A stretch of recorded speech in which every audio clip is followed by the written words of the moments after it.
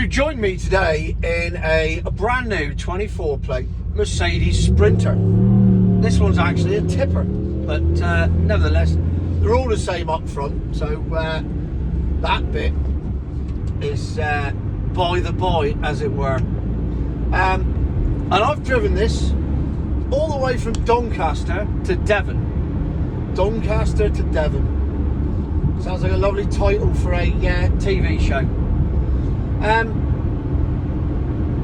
the wonderful thing about this is that I'll put 65 quid's worth of diesel in it, and it's got me all the way from Doncaster to Devon. Well, it hasn't yet. I'm currently just left Gordano services on the M5, but it will nevertheless get me there.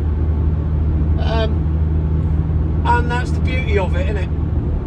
Ultimately, that's what it boils down to. It's going to get me there with the minimum of hassle and with the minimum of fuss, and we're no faffing around. Now, if I had the electric version of this, the Mercedes Vito E, I'd have stopped 3 times. Yes, 3 times. And when I get there, I'd still be on fumes. Not fumes, whatever the equivalent is in milk float world of fumes. Don't really know. So it's another triumph for diesel over milk floatery, because this has everything. In fact, it's better than the Vito E. Here's the layout. You've actually got a screen. You don't get one of them in the Vito E. You haven't got a compass. You do get one of the Vito E, and why the hell you'd want one is completely beyond me. So it's already winning on that front. It's got hands-free, it's got all the other bits. It's a very simple layout, nice and easy, lovely. It's got air conditioning, which you do get on the Vito E, but you can't use. So, and it's cheaper than the Vito E. So we've got a van that goes further, goes faster, goes better, has working heaters and aircon, doesn't have a compass, and costs less.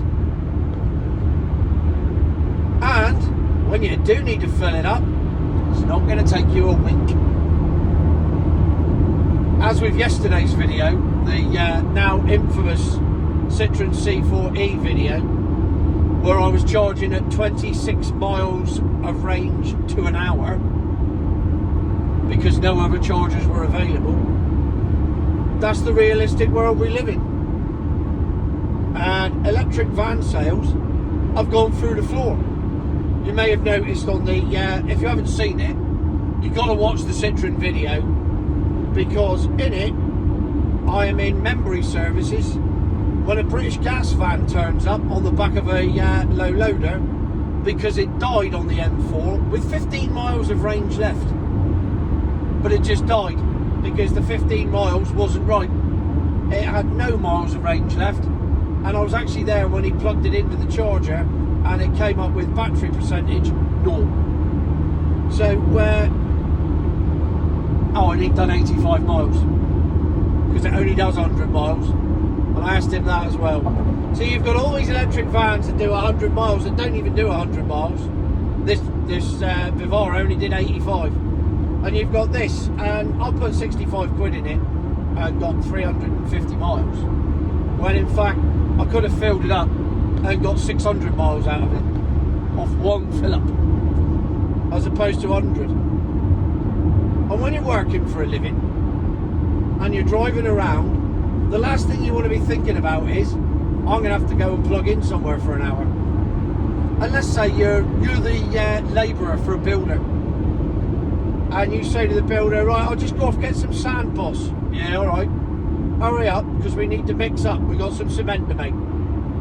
All right, I'll be back in a bit. And he comes back 2 hours later because he had to stop and charge up.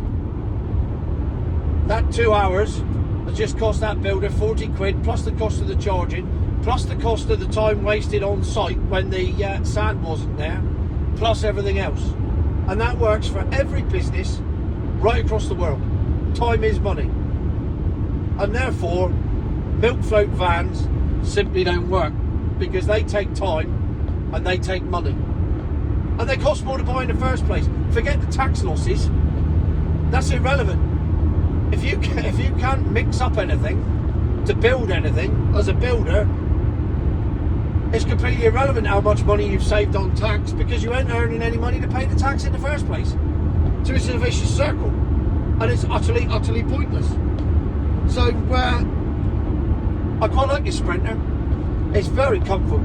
This seat, almost like a bucket seat. I got an armrest. It's very comfy.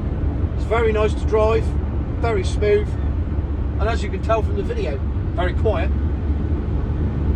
And does everything you need it to do without any fuss or any charging. So yet again, another van story where 2E or not 2E is definitely not 2E and to stick to D, because when it comes to electric vans and milk floatery vans, it is essentially and utterly without equivocation, good word there, future my arse.